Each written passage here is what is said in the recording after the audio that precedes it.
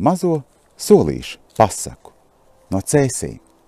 Un šī pasaka ir tapusi sadarbībā ar veikaliņu Ieber LV. Kas notiek mazo solīšu pasakas pilsētā?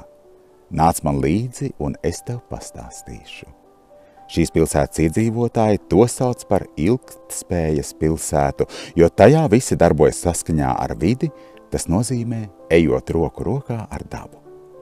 Ieskatīsimies 5 namiņos kopā ar mani, Metāla Salmiņu, un es tev pastāstīšu par mūsu ģimenes ikdienu. Pirmajā namiņā dzīvo mana ģimene. Mana sieva Šampūnziepīte, dēls Cietais kondicionieris un meitiņa Salmiņu Birstīte, kuri veic zinātniskos prātošanas darbus.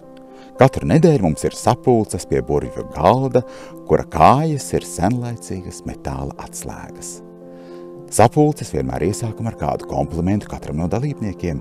Pirmais runāju es, Metāla Salmiņš, vairojot labo, pamanot un ar skaļām ovācijām priecājoties par katru ģimenes locekli. Es ievēroju mūsu ģimenes likumu. Labu redzēt, labu dzirdēt un labus vārdus sacīt. Šoreiz Šampūnziepīte slavēja par radošumu gardajās maltītēs, ko viņa ar lielu mīlestību mums katru dienu gatavo. Dēlu par čaklumu, vienmēr nomazgātajiem traukiem pēc ēdienreizēm, bet meitiņu Peciņu par gudrību, iekrājot naudu ģimenes ekskursijām. Tu jautāsi, kā mums izdodas iekrāt mūsu sapņu ekskursijām ar bruņurupuču kemperi? Mēs ikdienā darbojamies, ievērojot 3 pamatprincipus. Izvērtējam mājās esošos krājumus un sarakstam tos uz lapas, piemēram, griķi, rīsi, kartupeļi un makaroni. Otrais, katrs izstāstām savas mīļākās receptes no šiem produktiem un kopīgi sastādām recepšu ideju ēdienkarti nākamajai nedēļai, bet nenorādām, kurā dienā kuru maltīti baudīsim, jo var gadīties, ka aromātiskā frikadeļu zupa mums sakārojas piektdienā, nevis kā plānots otrdienā. Sastādām iepirkumu sarakstu un ar to dodamies uzpildīt mums vajadzīgo uz 3. namiņu, tepat ap stūrīti, jo ciematā viss ir viens otram tuvu blakus. Tādējādi veikalā mēs nekļūstam par akcionāriem, kas vienmēr piedalās akcijās. Nopērk, piemēram, 3 piena pakas, jo ir atlaide, lai gan pēc iepirkumu saraksteņa redz, ka pietiks tikai ar 1. Šādā veidā mēs nedēļu no nedēļas izturamies atbildīgi pret sev pieejamiem naudas un pārtikas resursiem un veidojam uzkrājumu kopīgām ekskursijām. No pirmās mājiņas uz otro mūsu ģimene vienmēr lido ar vaboļu helikopteru un nolaižas ar krāsainu izpletni, jo tā ir jautrāk nekā iet ar kājām. Pačukstēšu tev noslēpumu. Mums ir burvju helikopters, kuram nevajag degvielu, jo tas lido izmantojot saules bateriju enerģiju. Otrajā mājiņā ir iekārtota bibliotēka, jo tajā mājo zinību liesmas. Tās ir ļoti ēdelīgas. Jo vairāk mācies un lasi, jo vairāk saproti, cik daudz vēl apgūstams. Šī ir maģiska vieta, kurā apstājas laiks, jo lasītājs pazūd grāmatas stāstos, kamēr sēž mīkstos aitas vilnas šūpuļkrēslos. Mūsu ģimene labprāt dodas turp lasīt ne tikai drukātās grāmatas, bet arī soli pa solim apgūst e-grāmatas. Tās ir tās, kas saudzē vidi, jo dzīvo interneta mākonī, un tās var lasīt neizdrukātas.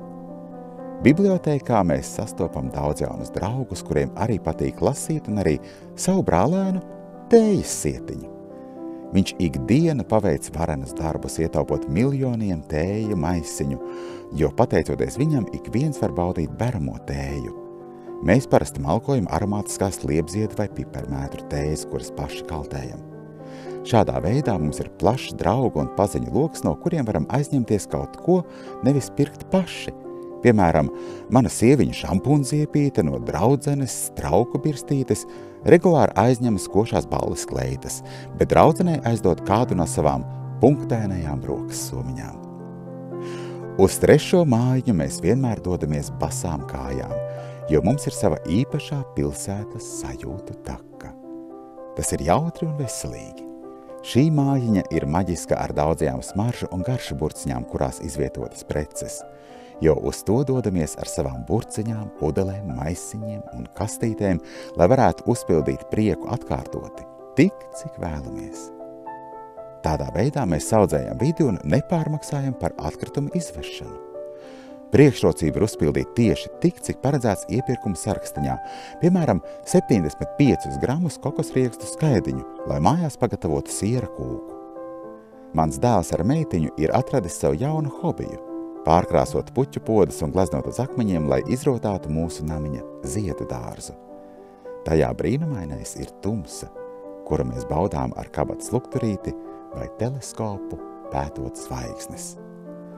Uz 4. mājiņu mēs slīdam bobsleja kamanās pa varavīksni, jo mums patīk ieskrējiena frāze un garais aiziet! Ejot šeit, ir jāievēro noteikums, pirms ko izmet, izvērtē salabot vai pārveidot. Mūsu velosipēds šeit ieguva superspējas pievilkt metāla priekšmetus, jo zem priekšējā luktura piemetinājām jaudīgu magnētu. Bet dēls tur piedāvāja ikvienam meistarklases iedvesmai. Pieprasītākais ir no T-krekla, no kura jau sen esi izaudzis, izveidot iepirkumu somu bez šūšanas. Tas ir super viegli. Nogriez piedurknes un sagriez apakšmala bārkstīs. Bārkstis sasienot iegūs iepirkuma maisiņa apakšmalu, bet plecu daļa būs jaunie rokturi. Meitas mīļākā nodarbe šeit ir izmantot lietas jaunos veidos. Piemēram, ja pazūd auskars, tad kombinē to ar citiem, un katra aus būs atšķirīgi skaista. Tāpat mēs vienmēr nesājam dažādas zeķes, lai atšķirtu, kura ir labā kāja un kura kreisā kāja. 5. namiņu var sasniegt tikai vizinoties ar košo biti. Viņa slidinās uz šo ziedu namiņu ik pa 30 minūtēm, tāpēc ievērojam grafiku arī mēs. Tā ir šķirotava, kurā strādāju es, jo ikdienā vadu milzīgu atkritumu šķirošanas auto. Tur veido kompostu no pārtikas atkritumiem, dārzeņu un augļu mizām, koku lapām, nopļautas zāles, matiem, dzīvnieku spalvām, čiekuriem, zariem, olu kastītēm no nespīdīga papīra.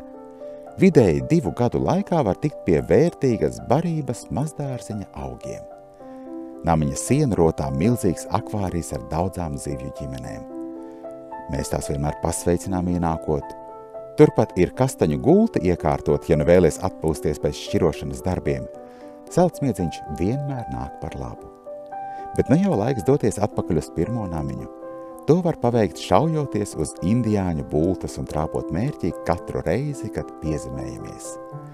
Arī tu vari trāpīt mērķī, saudzēt vidi katru reizi, kad veic darbības, kā stāstīju tev katrā no namiņiem.